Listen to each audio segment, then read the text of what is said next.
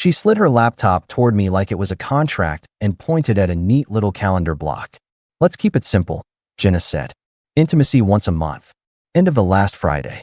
Everything else, we're good as we are. I need you for stability. Bills, home, routine. I tapped the mug against the coaster. A schedule. It keeps expectations clear. Right, I answered. So I'm groceries and mortgage and a calendar event. It's not personal. It's practical.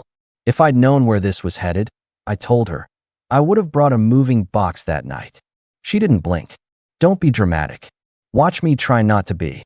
Next morning, I cracked eggs while she sorted mail like a CFO balancing year-end.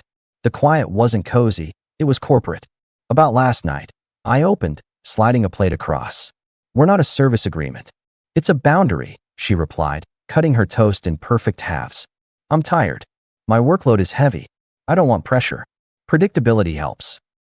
Predictability I can do, I said. Transaction I won't. You're taking it the wrong way. I'm taking it exactly the way you framed it. She sipped coffee. You handle the heavy stuff. It helps me be calm. And once a month is reasonable. Reasonable for a gym membership, I replied. For marriage, it's nonsense. You want me to pretend I'm in the mood all the time? That's not honest. I want a partner, not a meter. That's unfair. What's unfair, I told her, is being asked to turn my life into your utility app. She pushed the plate away. Then suggest something better. I will. Starting today, I kept my voice even. We open a joint account for essentials only. Mortgage, utilities, groceries. We each deposit a fixed amount on the first. No more random draws from my personal account. Next, until we fix our respect issue, I'm taking the guest room. Date nights are on pause. I'm not play-acting husband on the weekends and roommate on weekdays. She stared, surprised I actually had a plan. You're overreacting. I'm reorganizing. Moving to the guest room is petty. Moving to the guest room is distance you asked for. I'm matching it. You can't punish me for being honest. Not punishment. Consequence. This is control. This is boundaries, I said, rinsing the pan. You chose predictability. I'll give you predictability. Predictably, I'm not your silent sponsor. Her eyes narrowed. So you're cutting me off. I'm cutting the ambiguity. Essentials, yes. Extras, no. Respect first. You're making me the bad guy. You're making me the banker. She stood. Fine. Send me the list of what goes in essentials. I don't want surprises. You'll get it before lunch. At work, Dana poked her head over my cubicle. She's our project manager, the kind of person who notices when you switch your coffee brand or start coming in earlier. You look like you didn't sleep. Guest room, I said. That kind of week? That kind of quarter. She folded her arms. Keep your receipts. Keep your head. No speeches at home. Put it in actions. I'm there. By noon, I'd opened the joint account and set the auto payments. Deposit cap noted. I sent Jenna the spreadsheet. Plain, fair, simple. She replied with a thumbs up emoji like she'd received a memo from accounting. That night, I carried a couple of shirts and a tool set into the guest room. No scene. No slamming. She watched from the hall, arms crossed. Seriously? Seriously. You think this will make me want you more? I think this will make me want myself more. God, Mark. I clicked on the small lamp and zipped a duffel. You want a distance? This is distance. She exhaled. Tomorrow, we go over the budget together. I'll set time. Don't. Just read the file. She did more than read. An hour later, my phone pinged with a document titled Household Operations. Color-coded. Schedules. Shared calendar invites. One box was labeled, with cheerful neatness, for the last Friday of the month. She had turned my life into a line item. Good. She'd given me perfect clarity. 2 nights later, her friend Lila came over. Lila works in marketing and treats every conversation like a pitch. We were eating takeout at the kitchen island because the table was covered in Jenna's folders. Lila joked. So how's domestic life with Mr. Reliable? Subscription still active? Jenna smirked. He's dependable. That's the point. I set down my fork. You two want me in the room for this? Or should I grab a name tag? Lila raised her eyebrows. I'm teasing. I got the joke, I replied. I just don't like the ad copy. Jenna waved a hand. Don't be sensitive. Lila's not judging. I'm not defensive. I'm correcting the brochure. This isn't a subscription. I'm a person. If we're doing press releases, include that. Lila laughed lightly. You're intense. I'm precise. Jenna touched Lila's wrist. We're fine. Just adjusting roles. We're better when we know who does what. Right? I added. Which is why from now on, anything outside essentials comes from personal budgets. Yours and mine. No more blurred lines. Jenna glanced at Lila. He made a whole file. I sure did, I said, pulling a printed copy from my bag and placing it by Jenna's elbow. Mortgage, groceries, utilities. That's it. You handle your family support and extras from yours. I'll handle mine. No cross-subsidy. It protects both of us. That's not very romantic, Lila chimed. Neither is a calendar invite for human connection, I returned. Jenna clicked her tongue. You're punishing me again. No, I replied. I'm matching the rules. You went professional. I'm professional. Can we just eat? Eat, I said. My change stands. When Lila left, Jenna came to the guest room door with a cup of tea. She set it on the dresser and stood with her hand on the frame. I pushed too hard, she said. I'm stressed. Work's been a mess. I felt like I was drowning. The schedule was my way to get control. I kept my face neutral. Thanks for saying it. I'll try to be less rigid. I heard you, I answered. The boundaries stay for now. She nodded. Okay. Can we at least go out Saturday? Short dinner. Neutral ground. We can. Early. 1 hour. No ambush topics. No ambush, she agreed. She left, and for 10 minutes I actually felt the knot loosen. Then my phone buzzed. A new event had landed in our shared calendar for 2 weeks out. Title: Us, planned. 45 minutes. Set to repeat monthly. A smiling emoji, because nothing says romance like a default emoji. I removed only the recurring part. Within a minute she texted from the other room. Why did you delete it? I typed back, because I'm not a chore. She didn't answer. The house went quiet like a standoff in a conference room after someone says what everyone was avoiding. Saturday morning, I was in Mike's garage. Mike's my neighbor and friend, runs a cabinet shop. Sawdust everywhere, the kind of place where life makes sense. We were putting up a heavy shelf. Mike grunted, lining up the level. Heard anything new on the home front? I tightened a bolt. We're a spreadsheet with a marriage attached. Yikes. She said, intimacy like a dentist appointment. Mike winced. Man. I moved to the guest room. Split the finances. Waiting to see if respect makes a comeback. You could camp here for a week if you need air, he offered. I'm good. The door from the driveway creaked. Jenna stepped in, sunglasses on, crisp shirt like she was arriving at a meeting. She looked out of place among clamps and drywall. Hey, she said. Can we talk? Mike wiped his hands. I'll go grab the drill from the truck. I glanced at her. Make it brief. She took off the sunglasses. I need you to cover my sister's deposit. It's temporary. She's in a bind. I'm not her lender, I replied. You always help. I help with our essentials. We're not blurring that. We agreed. You declared, she countered. I didn't agree to your austerity plan.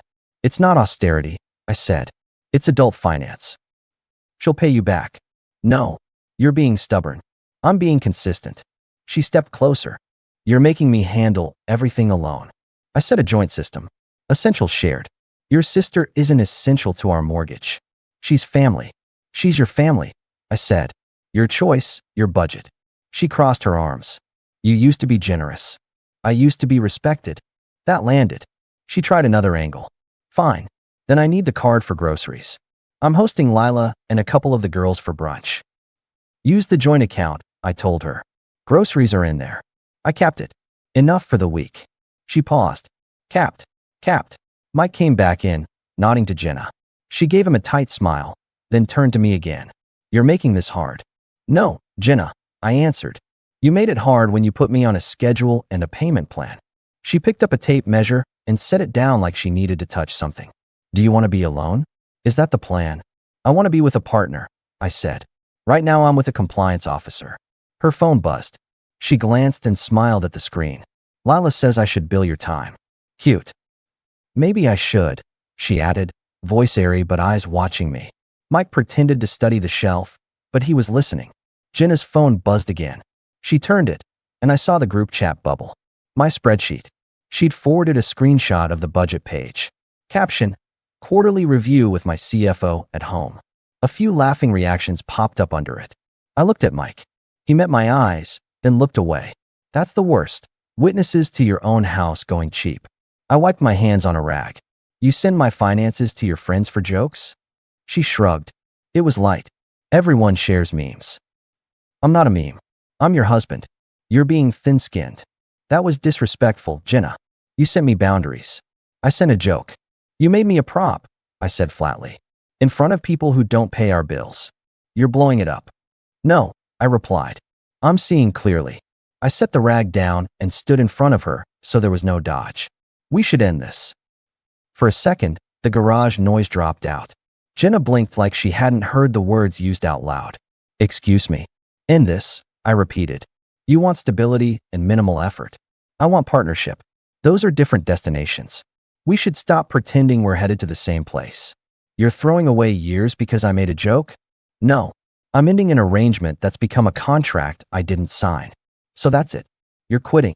I'm choosing myself, I said. Over your wife. Over being treated like a service. She looked at Mike, then back to me.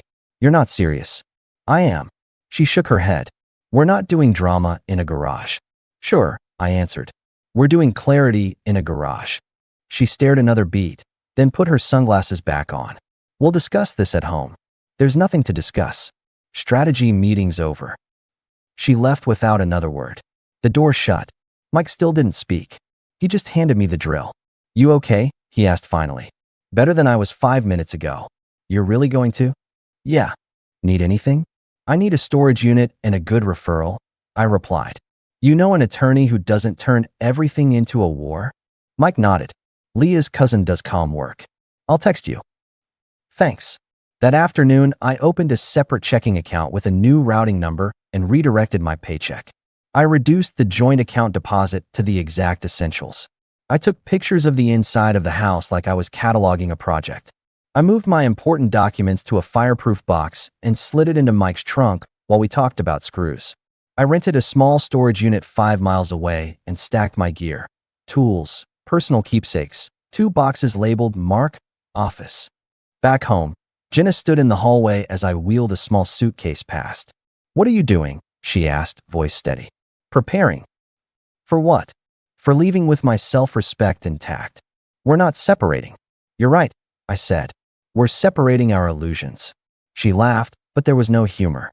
You think you'll find something easier out there? Good luck. I'm not hunting easy, I said. I'm building sane. She followed me to the guest room door. You're not walking out. I'm not announcing anything tonight, I told her. You'll get a clean plan. No chaos. But I won't be rented. She folded her arms. You'll be at my parents' barbecue next Sunday. That's non-negotiable. I'll be there, I replied. Count on it. She misread that completely. Good. Let her. I texted Leah's cousin. Got a call. Got a checklist. No court talk. Just logistics. Keep it clean. Keep it calm. Keep records. We set a quiet consult for midweek. I made a list for the barbecue. 3 sentences, no insults, no blame, just truth and boundaries. Then I slept like a man after a storm. Jenna read the room like a pro the next day. She woke early, made pancakes, brewed my coffee how I like it, and set the table with placemats we never use. Morning, she said brightly. Eat while it's hot. I looked at the spread. Looks good. It's an apology, she added. For being rigid. For sending the spreadsheet. It was tacky. It was, I agreed, taking a bite. Thank you for saying that. I can be better. I hope you will be, for yourself. She swallowed hard. For us. For yourself? I repeated. She wiped her hands on a towel. Can we try counseling? We can try being decent first, I replied. Counseling comes after basic respect. Otherwise it's theater. She frowned. I'm trying. Try without the show. At the office, Dana cornered me near the printer. You look lighter. I made a decision, I said. That kind. Yeah. She nodded slowly. Then keep it clean. Finish your work. Don't torch the place. I'm past torching. Good, she said. By the way, big client wants revisions by month end. We need your numbers by Friday. Done, I replied. I'll send them by Thursday. Jenna texted me mid-afternoon a photo of tickets to an outdoor concert. Surprise date, she wrote. No, I answered. Saturday we can do a logistics talk. That's it. She replied with a heart, then an hour later appeared at my office with a paper bag. I brought lunch, she announced, stepping around my chair. Turkey sandwich, the way you like it. And pie. Thanks, I said, not moving toward a hug. You didn't have to. I wanted to. I can accept the sandwich. The rest is on hold. Are you really this cold? She asked quietly. I'm precise, I said again. Saturday, noon, logistics. She set the bag down and left with a small wave and a too bright expression that told me she was selling the image to herself. That evening our neighbor had a casual porch get-together. Jenna insisted we stop by, just for a half hour, so people see we're good. On the porch, under string lights, she took a plastic cup and clinked it with her ring. To my husband, she said loudly. My rock. My steady. People smiled. I lifted my cup an inch. Thanks. She leaned in close enough for me to feel the performative warmth. Transfer 200 to my mom, she whispered. She's behind on a bill. I'll handle next month. No, I replied without raising my voice. That's your call, your money. Her smile stiffened. Seriously? Seriously. Leah caught the exchange and raised an eyebrow. She changed the subject for the group. Jenna laughed too loudly at a neighbor's joke and squeezed my arm like we were playing a part. On the walk home, she kept her tone casual. You'll come to the barbecue Sunday, and you'll be charming. I'll be clear, I answered. Meaning? You'll hear it. She tried again. My dad needs to see us united. He'll see us honest. Don't do this to me. I'm doing this for me, I said. She looked at me like I was defective and sped up the steps. Fine. Keep sprinting. I'll walk. The day before the barbecue, I did the last quiet moves. Packed the rest of my tools. Labeled boxes. Took the framed photos that were actually mine. Nothing petty, nothing that would start a museum tour of what's missing. I put my passport and birth certificate into the fireproof box and texted Mike. Hand me the spare key for the unit later. He handed it to me over the fence. You sure about doing it there? Her parents' place? Yeah. They've been told a version of our life that puts me as the ATM with shoes, I said. They can hear the truth from me calmly. Then it's done. Mike scratched his cheek. Need backup. Just listen if it goes sideways, I answered. I'm not starting a scene. I'm ending one. Aaron, her brother, stopped by as I was sliding the last box into my car. He's the quiet one in their family, lives across town, decent guy. Jenna says you're being drastic. Jenna says a lot, I replied. You know she's under pressure at work. Me too, I said. I didn't ask for the schedule. He stuffed his hands into his jacket. Mom wants you to keep the peace tomorrow. I'll keep it cleaner than you think. I'm not dumping secrets. I'm stating facts. Then I'm out. He looked at the boxes. Where are you going? For now, short-term rental. After that, whatever's next. You're really done. I'm done renting out my self-respect, I said.